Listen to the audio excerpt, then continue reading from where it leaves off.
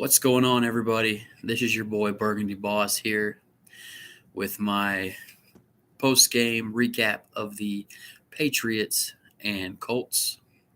What a game that was. That thing was insane. Um, so let's go. The keys to the game. I had to start out. Start the game. These teams are very similar, front to back. You've got New England. They love to run the ball, play good defense, control the clock, don't turn it over. I mean, Indy very very similar. Love to control the clock, love to run the ball. I mean, the team is very similar coming into this thing. So we get into it, and Indianapolis came out like gangbusters. You know,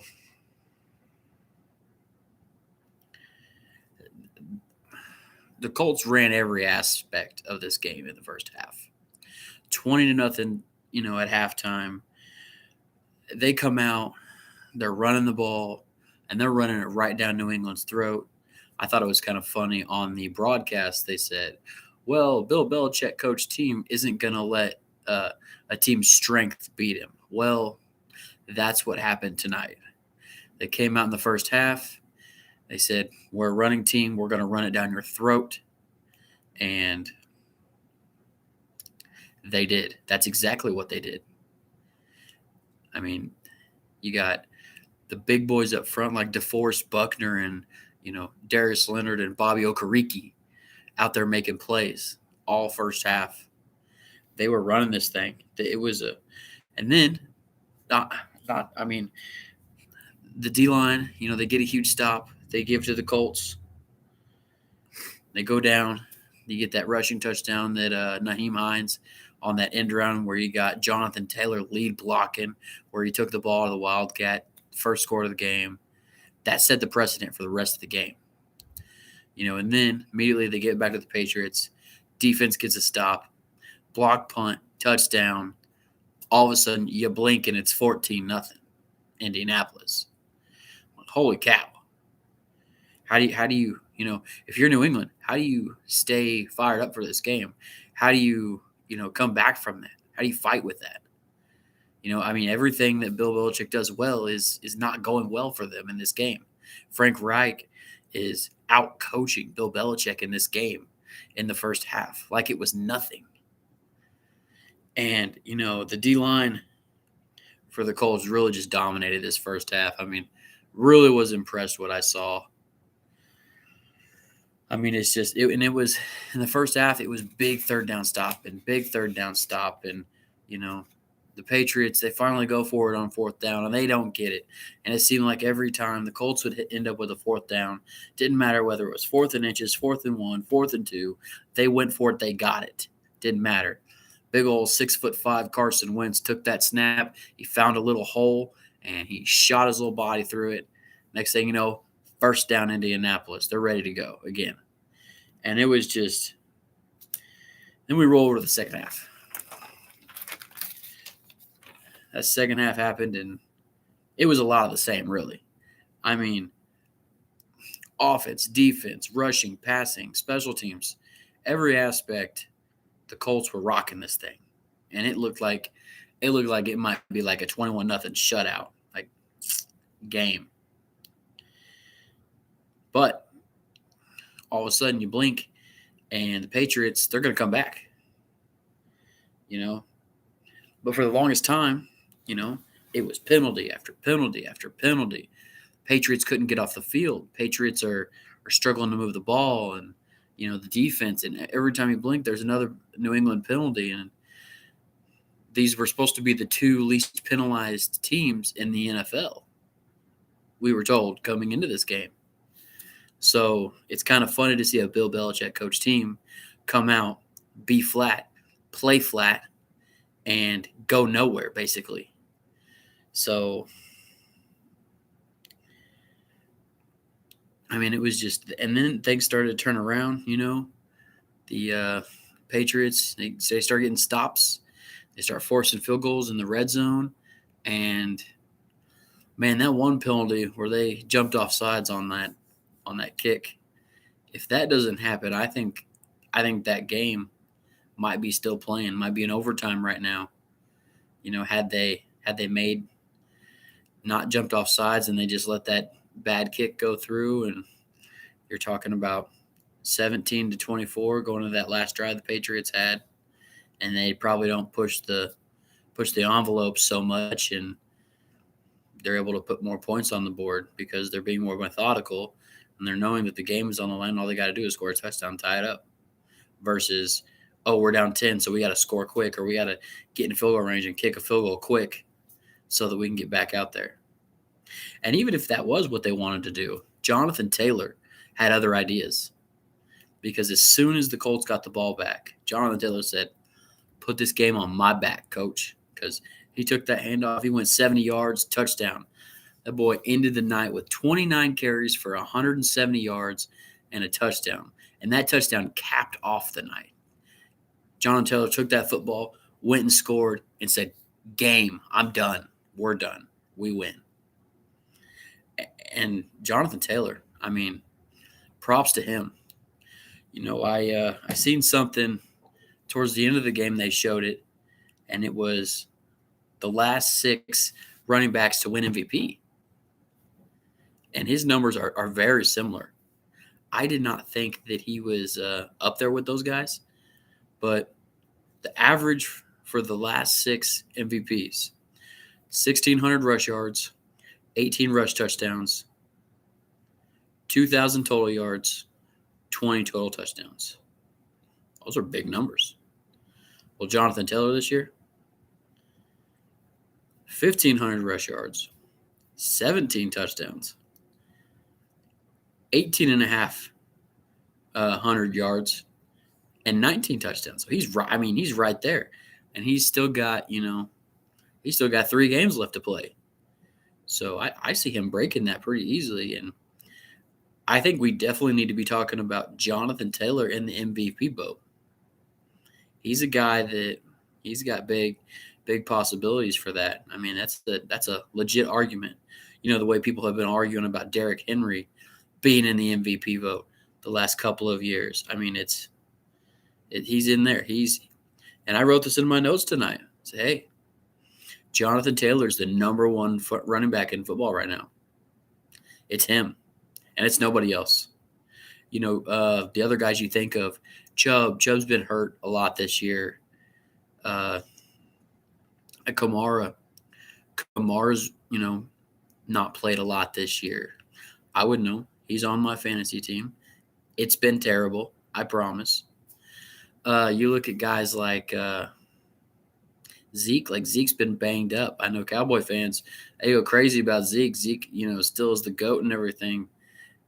Zeke is not even the best running back on his team, okay? Tony Pollard is the best running back on that team. But nonetheless,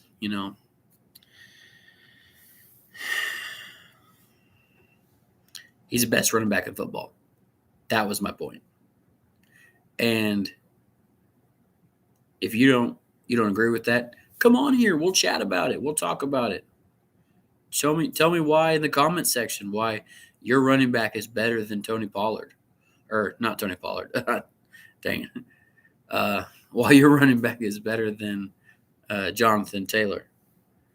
I mean, coming out of college, he was like, I cannot believe the Kansas City Chiefs drafted Clyde EdwardsOlaire when Jonathan Taylor was there. Like, can you guys imagine if the Chiefs had Jonathan Taylor on their team? I mean, they said, oh, well, we asked Patrick Mahomes and he picked his guy, and Clyde really fits what we do here. He was the best pass catching running back coming out, and they took him in the first round for that reason, and I think they seen him as, like, Andy especially seeing Clyde as his Darren Sproles. He's like, okay, I've got my next Darren Sproles. About the same size, 5'6", 5'7", about 200 pounds, excellent out of the backfield. I'm sure Clyde could do punt returns and stuff if Andy asked him to, that sort of thing. But yeah, man, this was a dominant, and this was huge This was huge for Tennessee. This was huge for Kansas City. This is horrible for New England. I mean, this puts New England down. Like, they went from the 1 seed, if they won, down to the 3 seed, I believe, since they lost. And this was huge for Indianapolis because, it took them from like borderline wild card team to now they're the 6th seed. They're in the driver's seat. They're in control of their own destiny. And boy, I know Frank Reich, he wants that Tampa game back. He wishes he could go back to that Tampa game because he would change things in that Tampa game, because if they win that Tampa game too, you're looking at a whole nother Indianapolis team. Carson Wentz, man, what a revelation he's been for that Indianapolis team too. I mean, as a Washington fan, I've hated Carson Wentz. He's, in my eyes, he was cocky. He always, slipped sacks, and he was a magician in the pocket. And, Eagle fans always tell me, well, he can't stay healthy. He can't ever survive the season. Well, now it's starting to look like maybe he just had a couple of freak injuries, and he's actually a pretty good quarterback. But I don't really think Eagles fans care. I think Eagles fans are happy he was able to stay healthy because it made that a first-round pick that they got back. I'm interested to see what Philly does this offseason at quarterback. There's conversations going on right now that Philadelphia has a quarterback controversy potentially. They do, they don't. I don't really know. I don't really care. At full strength, I think Washington can beat Philly. It's going to be a tough matchup Tuesday night. We see. Interested to see who they get back for that game. And tell me how you feel about that in the comment section. Tell me who should we have just played the game on Sunday and, Washington, if you had enough guys to roll out there, we should have played it. Or do you think maybe this is the way it should have been? Maybe they should have, gave them a couple extra days so they can maybe have an actual football game with actual NFL players and not starting guys like Kyle Shermer and Jordan Te'amu, who's been sitting on his couch. Tell me what you think about that. New England. Wow, that looks scary. That was not a good game for New England. Going from being, one of the lowest penalized teams in the league, and you come out and you just have a horrible night in regards to penalties. You didn't control the line of scrimmage. I said in my notes at the very beginning, whoever controls the line of scrimmage and whoever's able to run the ball and stop the run the best will win this game. And that's exactly what happened. There was no freak penalties that happened. There was no bad, calls. You can say what you want to say about that that N'Keal Harry hit that Andrew Sandejo put on him that basically knocked both of them out of the game. You can say what you want about it, but I wouldn't have called that. You let the guys play. It's the end of the game. You got the game on the line there. You let those guys play it out. I think Harry should have held on to it. There's a lot of Patriots fans that I've heard talk about Harry. They're not fans of Harry. They label him a bust in New England. So they're not very happy with, what they've gotten from him. It is what it is. Patriots fans, though, you've been lucky. You've had the best NFL coach in NFL history for the last 2 decades. Maybe. This is supposed to be like your rebuilding year, and you're not really rebuilding. You're right back where you've been. You're right there in your division, and there's just, nobody is going to stop you basically from getting back to where you were. You got a quarterback who was extremely similar to who you had. You've got your new LeGarrette Blount with Ramondre Stevens. You keep your core special teamers like you've had, like Brandon Bolden. You get him to step up in like a James White role, and you still have like what's considered a 3-down feature back in Damian Harris. He's playing really good football right now. So, but he's kind of banged up at the moment. So there's a lot to be positive about if you're New England. Now tonight was kind of scary if you're a New England fan because the penalties are kind of scary. They're not something that you're ever used to really. New England, but you've got all the pieces. We talked about Mac Jones and all that stuff. And even on the defensive side, you still have Hightower and you still have McCourty, and you got young bucks like Kyle Duggar. Ah, yes, Kyle Duggar. Speaking of Kyle Duggar, that was not cool, man. You ripped the guy's helmet off. He knew, he was surrounded by Colts or Patriots. And so you go out there and then you yank his helmet off and you're going to climb on top of him. You're going to punch him. I don't know. I don't care what he did. That does not make it okay for you to rip his helmet off and start beating on the man. It's football. That's what we're out here playing. We're out here playing football, okay? No need to rip his helmet off and beat his face in. I felt like the Kyle Duggar ejection was necessary. But I really didn't agree with them ejecting Michael Pittman as well. The Michael Pittman ejection I didn't agree with. I felt like he went out there and he defended himself. They tried to rip his helmet off once. He pulled it down, tightened it on himself because he's seen them boys surrounding him like sharks. And he was like, "Oh, I'm about to get my ass whipped." And they yanked him down. They ripped his helmet off. They started beating on him. And then he got ejected. So it was almost all for nothing. He did, and poor guy was just trying to defend himself.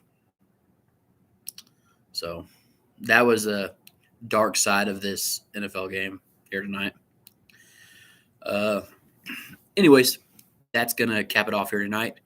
I am your man, Burgundy Boss, here on the Burgundy Boss podcast, doing our Saturday Night Live football recap between the Colts and Patriots. Find me on Twitter at Burgundy Boss, BURGANDY.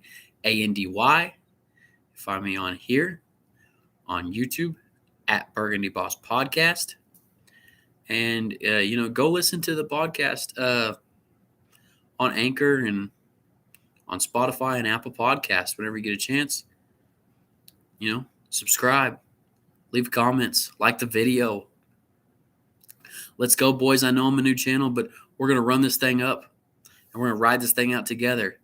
Maybe here in the near future, I can have some people come on here and we can comment, we can talk, and I can have guests. If you want to come on here, I'm more than happy to have whoever on here. Just hit me up on Twitter or wherever and let me know you want to come on here and I'll have you on as a guest. Till next time, this is your guy, Burgundy Boss. Peace.